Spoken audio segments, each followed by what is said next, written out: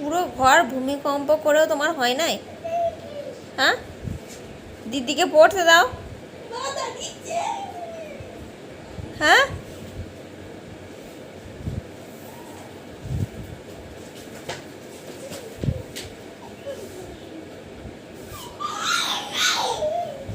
বাবারে বাবারে, পালিয়ে এসো, পালিয়ে এসো।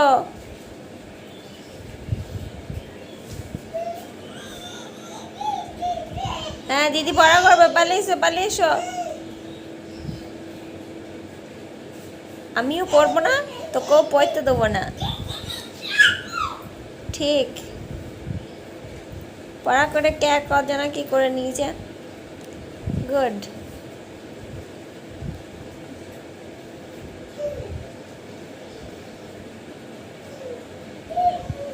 পুরো ঘরের অবস্থা দেখ একবার, মনে হচ্ছে ঘর থেকে ছুটে পালিয়ে যায়।